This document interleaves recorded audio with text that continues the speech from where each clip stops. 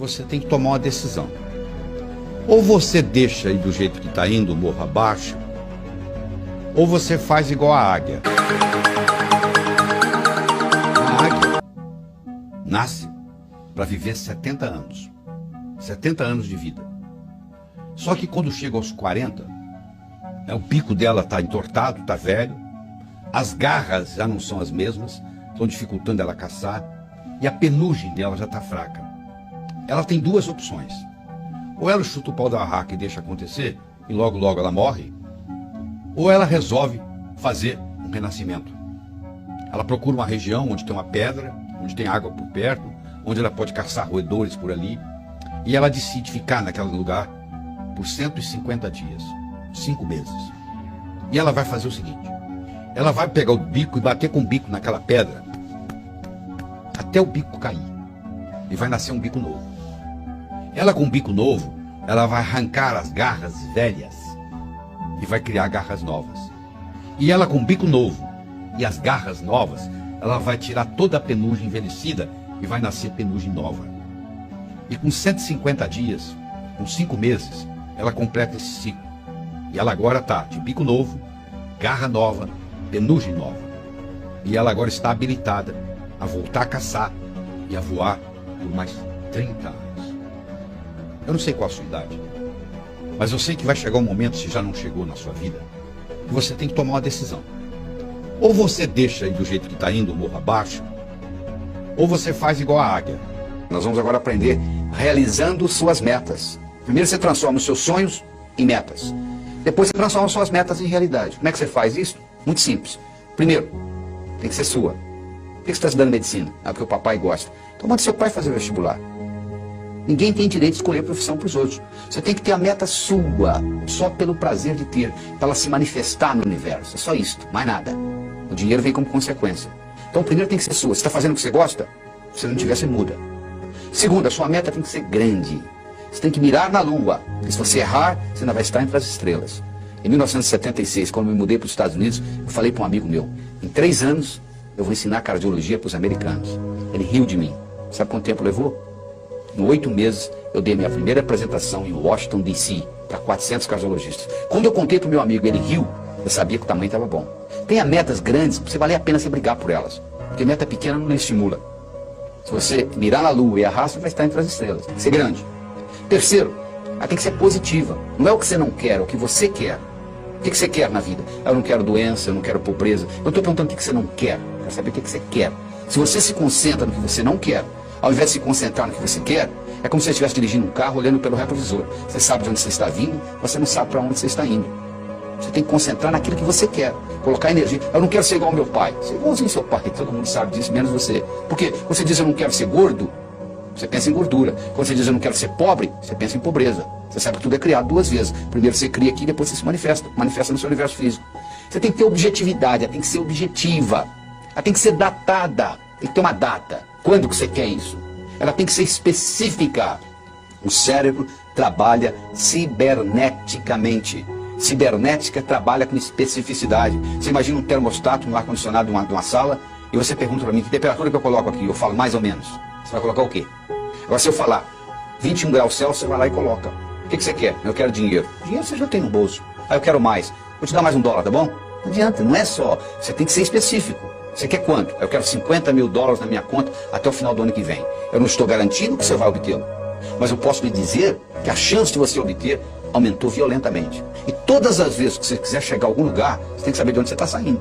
Uma vez eu estava dando um curso nos Estados Unidos, o sujeito falou assim: eu quero $50 mil na minha conta até o final do ano. Eu falei: quanto você tem? Ele falou: não sei. 2 semanas depois ele me liga: você não vai acreditar. O somei que eu tinha no banco, eu tenho $55 mil. Ou seja, ele estava pedindo o que ele já tinha. Aliás, ele não é o único na jogada. Tem gente que diz assim: Deus, meu Deus, eu quero talento. O que você acha que é talento? Você acha que o pianista, ele sentou no piano e tocou? Ele praticou anos e anos e anos e anos para chegar lá. É verdade? Você acha que essa eloquência que eu tenho aqui conversando com você diretamente, isso apareceu da noite para o dia? Eu dou aula desde os 12 anos de idade. Então, essa história de talento tem muito a ver com a prática. Quanto mais você pratica, mais sortudo você fica. A sua meta tem que ser específica. Ela tem que ser datada. Você tem que saber de onde você está saindo. Qualquer lugar que você quiser. Você liga para mim e diz assim: como é que eu chego aí? Eu pergunto onde você está. Ah, não sei. Então eu não posso lhe ajudar. Você ir a qualquer lugar, você tem que saber de onde você está saindo. Quais são as suas qualidades. Põe uma meta que seja significativa. Ela tem que ter uma importância para você e para os outros. Não é uma coisa que só você vai se beneficiar. Se só você se beneficiar, ela não é ecológica. Às vezes ela não é ecológica nem para você. Ecológica, a meta sendo ecológica é importante. Eu não posso divulgar o meu trabalho pelo mundo todo e ao mesmo tempo passar 5 dias da semana com os meus filhos, com a minha família. Se eu quiser fazer a mesma coisa, simultaneamente, divulgar o meu trabalho e passar 5 dias com a minha família por semana, uma dessas duas não é ecológica, porque uma vai brigar com a outra. Porque eu estou querendo criar duas metas praticamente antagônicas. Eu não posso viajar pelo mundo todo, pelo Brasil todo, e ao mesmo tempo ficar 5 dias com a minha família por semana. Você tem que ver que uma meta não pode ir contra a outra. A sua meta, ela tem que ser relembrada com frequência. Não é você chegar no dia 31 de dezembro e escrever o que você quer para o ano seguinte. Você tem que estar constantemente olhando o que eu quero. Às vezes muda. Às vezes você perde o interesse. Às vezes uma meta que você tinha, você fala, não quero mais. Eu tinha vontade de ter essa meta. Hoje eu não quero mais. Às vezes você trabalha anos por uma meta que você queria e você esqueceu que não quer mais. E quando termina, e aí? E agora? Ah, eu não quero isso mais. Você podia ter decidido isso muito tempo atrás. Porque os seus valores mudam. Os seus interesses mudam. Quando eu tinha 20 anos de idade, eu era capaz de viajar 10, 20, 30 horas para pular carnaval. Hoje eu quero distância de carnaval. Ou seja, os meus interesses mudaram. Os seus também. Avalie aquilo que mudou e não fique batalhando naquilo que você realmente às vezes não quer mais. Você tem também que fazer aquela divisão. Todas essas metas com essas características e divididas, aí sim vai ter um impacto diferente na sua vida. E você tem que fazer a meta, não é o que você quer em 1 ano, 2, 5, 10, não. É o contrário. É o que você quer em 10 anos, o que você quer em 5, é de lá para cá, ou seja, do futuro para o presente. Onde que eu quero estar daqui 10 anos? Para eu estar lá daqui 10 anos, onde que eu tenho que estar daqui 5? Para estar lá daqui 5, onde que eu tenho que estar daqui 1? Para estar lá daqui 1, onde que eu tenho que estar e assim por diante. Aí você descobre o que você vai ter que fazer amanhã de manhã, mas olhando lá na frente nos 10 anos. Parece uma coisa simples, mas faz uma diferença enorme. Você primeiro olhar lá nos 10 anos e trazer de lá para cá, do que daqui para lá. Então com essas características que eu acabei de lhe apresentar, eu acho que você deve assistir esse vídeo várias vezes seguidas para saber as características da meta ser grande, ser sua, ser positiva, ser objetiva, ser datada, ser específica, ser significativa, ser ecológica, ser relembrada e ser comensurável. Uma coisa tem que ser medido. O que você quer? Eu quero mais felicidade. O que você quer? 20% mais feliz esse ano do que ano passado? Pode medir felicidade. Felicidade não é meta. Felicidade é estado de espírito. Fica feliz agora. O que está te segurando? Meta é uma coisa que você tem que estar num ponto e tem que chegar no outro. Existem etapas. Felicidade você não precisa de etapas. Você pode ficar feliz agora. Então meta é coisa comensurável. Você pode medir. Eu quero isso, eu quero aquilo, eu quero tanto no banco. E isso tudo tem que ser relembrado com frequência. No momento que você começa a trabalhar com tudo isso, e eu criei um mnemônico chamado Pode-se Crer, que ajuda você a relembrar todos esses tópicos que nós acabamos de discutir. Quando você começa a trabalhar com isto, e na hora que você escreve a sua meta, você leva em consideração todos esses pontos, o que vai acontecer é que as suas metas vão se manifestar numa velocidade enorme. Você quer um carro? Tá bom. Que marca? Que cor? Como que é o painel? Como que é o estufamento? E etc. No momento que você começa com mais detalhes, e o processo cibernético, isso se manifesta de uma forma diferente. O bolo do sucesso, onde eu escolhi 6 ingredientes. O primeiro é você ter uma boa autoestima. O número 1 é você. Primeiro você cuida de você. Você já viu no avião? Lá vem a aeromoça lá e fala assim, ó, se por um acaso cair a concentração de oxigênio na cabine, vai cair uma máscara. Se você está com uma criança, você faz o seguinte, você primeiro põe você, para depois cuidar da criança. Você, let me be a better me for me, and I'll be a better me for you. Deixa eu ser uma pessoa melhor para mim, eu serei uma pessoa melhor para você. Você entendeu? O termômetro mede a temperatura da sala. Eu chego aqui e está 21 graus Celsius. É a temperatura da sala. Agora, isso é um termômetro. Agora é só colocar aqui um termostato e colocar 15 graus, mesmo que lá fora esteja 30, aqui dentro vai estar 15. Porque o termostato vai baixar a temperatura ou subir, de acordo com onde eu coloco a temperatura. A autoestima é um termostato para a vida. Quanto que eu mereço? Quanto é que você está ganhando? Se eu falar que você vai, mês que vem, multiplicar por 10 o seu faturamento, você vai acreditar? Não. Você fala, não é possível. Quem é que vai... Se ganho 1, mês que vem eu vou ganhar 10? Eu sei, mas por que você está ganhando 1 e o seu amigo está ganhando 4? Fazendo a mesma coisa. Com o mesmo talento. Pode ser que ele tenha um marketing melhor do que o seu, pode. Mas pode ser também que ele tenha um termostato de autoestima melhor do que o seu. Então, o que você merece é o que você tem. O merecimento que você acha que você vale está expresso aí na sua conta bancária, no carro que você dirige, na casa que você mora, na família que você tem. Está aí, é só você olhar. Se você quiser mais, você tem que sentir merecedor demais. E para sentir merecedor demais, escuta, você tem que subir a sua autoestima. A segunda é a sua capacidade de se comunicar, que é fundamental, principalmente no mundo de hoje, onde a comunicação é talvez o mais importante de tudo no sucesso. Eu posso ter dois indivíduos que têm QI de 145, quase gênio. Um está muito bem na vida e o outro está desempregado no quarto jack. Você vai ver a diferença? Um se comunica bem e o outro não dá nem bom dia para o vizinho. Então, no momento que você melhora a sua capacidade de se comunicar, você passa a valer mais no mercado.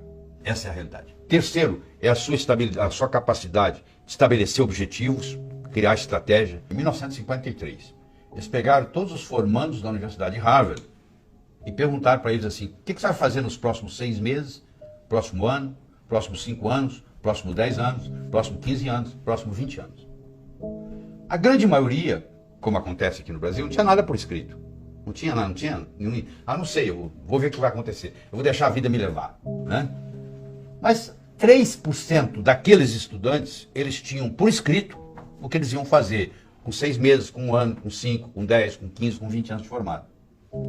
Em 1973, eles pegaram aqueles que ainda estavam vivos e fizeram uma avaliação. Então, aquele grupo que tinha por escrito era 3%. Valia mais do que os 97% junto em todos os aspectos. Então, eles viram se a inteligência era diferente? Não. O background familiar era diferente? Não. Tudo era igual. As notas que tiravam na escola, a única diferença que fazia diferença é que eles tinham por escrito. Então, os nossos, por isso que a empresa multinacional, ela pega os objetivos do ano que vem e coloca até setembro por escrito. Tem que estar ali no papel. Aqui tem que ser recordado com frequência. Você tem que colocar ali e você tem que datar. Como é que você transforma um sonho em uma meta? Você coloca uma data. Tudo aquilo que você colocou na categoria de algum dia não vai acontecer. O cérebro fala, tá bom, o dia que algum dia chegar, você vai no calendário, onde é que está algum dia? Não está lá. Não tem no calendário, não existe. Então eu tenho que ter metas a curto, a médio, a longo prazo. Tem que ter os 3 tipos de metas. Eu tenho que ter elas por escrito. E eu tenho que descobrir qual é a finalidade de vida que está por trás dessas metas. Porque a finalidade de vida, ela te valoriza a sua meta. Vou dar um exemplo. Você imagina uma bolinha que eu jogo para você, você joga para mim, eu jogo para você, você joga para mim, eu jogo para você, você joga para mim. Começou a ficar cansativo, né? Mas se eu chamasse de tênis, mudou, né? Milhões de dólares por trás. Enquanto era uma bolinha para lá e para cá, você não estava dando valor. Na hora que eu falei tênis, mudou. É assim, uma meta que talvez não tenha importância, mas se ela está encaixada dentro da minha finalidade de vida, ela valoriza. E eu vou estar disposto a ter mais esforço para que ela aconteça. A sua atitude determina a sua altitude na vida, a sua dedicação ao trabalho e a sua ambição saudável. Então são 6 elementos. Ó. A boa autoestima, boa comunicação, saber estabelecer metas, ter uma atitude positiva, dedicação ao trabalho de uma forma inteligente e hoje melhor do que ontem, amanhã melhor do que hoje. O japonês chama de Kaizen, que é melhora contínua. A palavra Kaizen, no Japão, 1945, Hiroshima, Nagasaki, 40% do Japão destruído. Com essa simples filosofia de uma palavra, que é K-A-I-N-Z-N, Z-A-N, Kaizen, que é melhora contínua, o Japão saiu de lá e hoje ele é o 3º per capita no mundo, entendeu? 3º país mais desenvolvido do mundo, então, ou seja, está lá no pódio. Saiu de 40% destruído, é um arquipélago com mais de 3 mil ilhas, não é um continente, muito complicado, mas, no entanto, com a filosofia Kaizen, que é melhora contínua, que eu recomendo você adotar isso, eu adotei isso na minha vida, hoje é melhor do que ontem, amanhã é melhor do que hoje, e aí você junta esses 6 ingredientes com a pitadinha do que eu chamo a diferença entre o profissional e o amador. O que difere o profissional do amador? Paciência e persistência, porque o amador, se não der certo, ele chuta o pau da barraca. O profissional sabe que o amanhecer só vem depois da noite ter passado. Roma não foi construída em um dia. Então tem que ser de grão em grão a galinha enche o papo. Então tem que ser aos pouquinhos para chegar lá. Então eu coloco esses 6 ingredientes com paciência e persistência e o resultado só pode ser um: obter aquilo que você quer. Imagina uma vaca subindo um morro.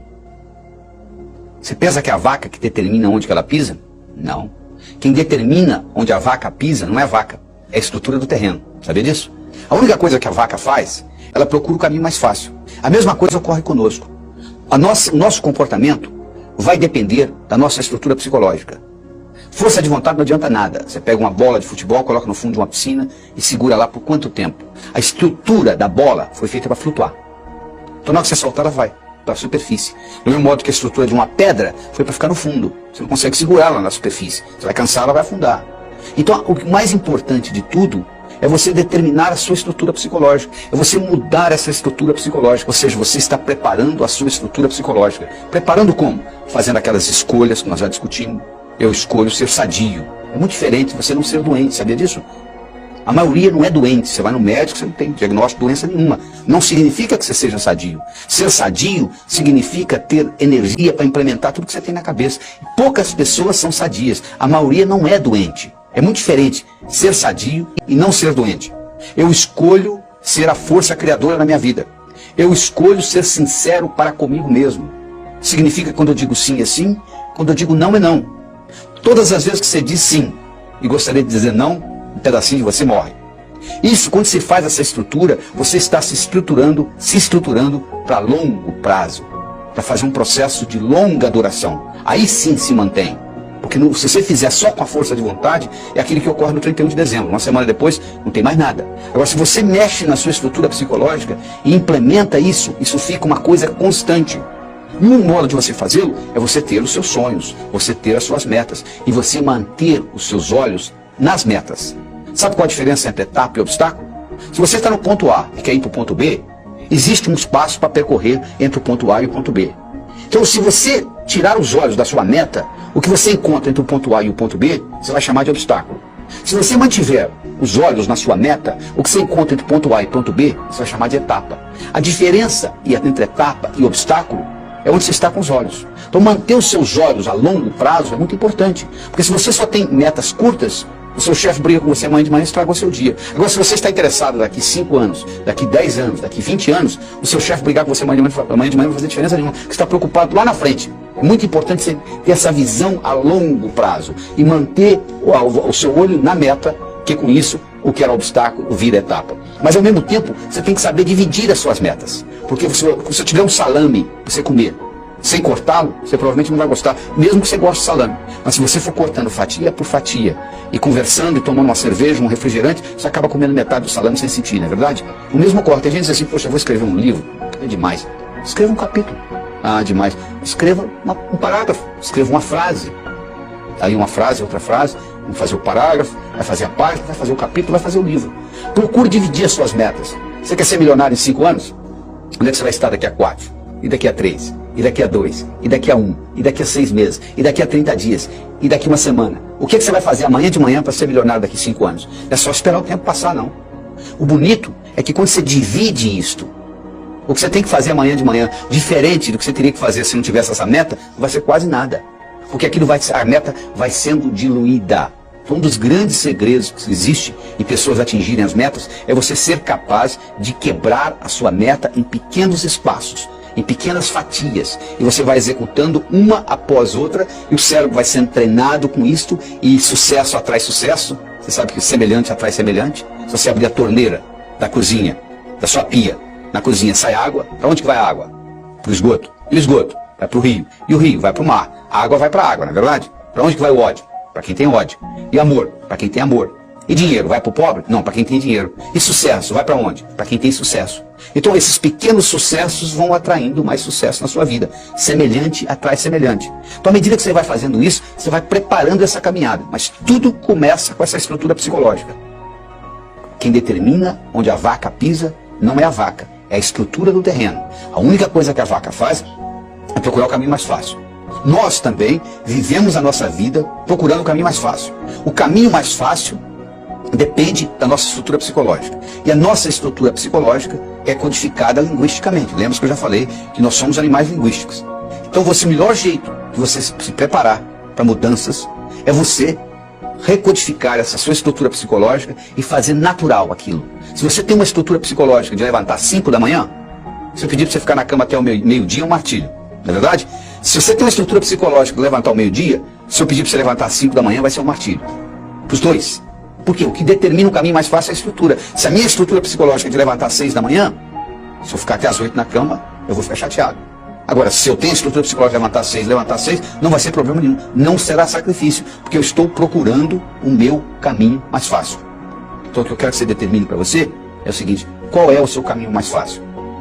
Quero que você determine para você quais são as suas metas a longo prazo, em termos de saúde, em termos de finanças, em termos de amizade, em termos de família.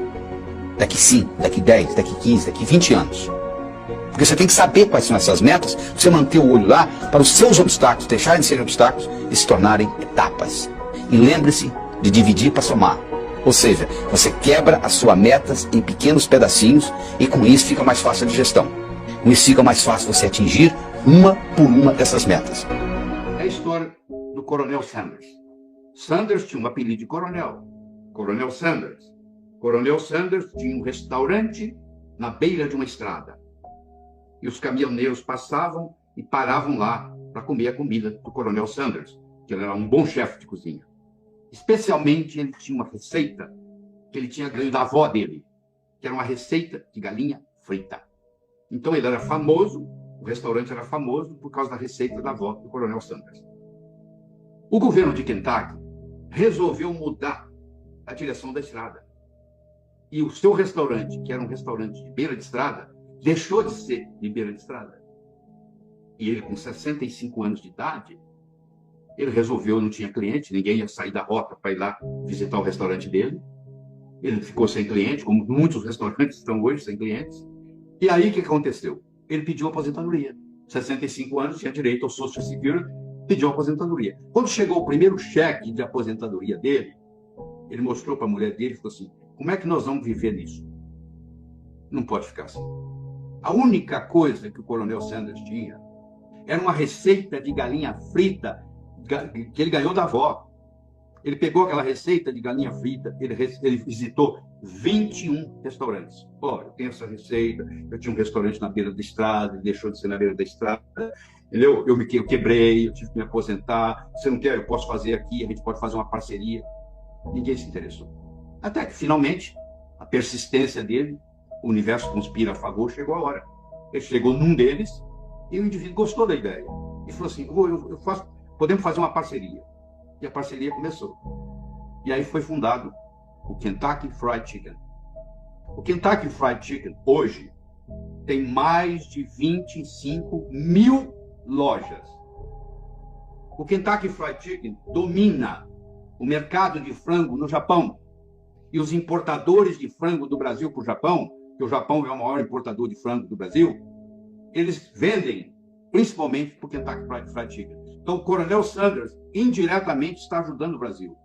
Agora, eu lhe pergunto, um cara com 65 anos de idade, com um cheque de aposentadoria do Social Security, a única coisa que ele tinha com ele era uma receita de galinha frita. E ele consegue mudar o mercado de frango no mundo. Você está esperando o quê? Era uma vez, numa pequena ilha da Grécia, havia um sábio, famosíssimo.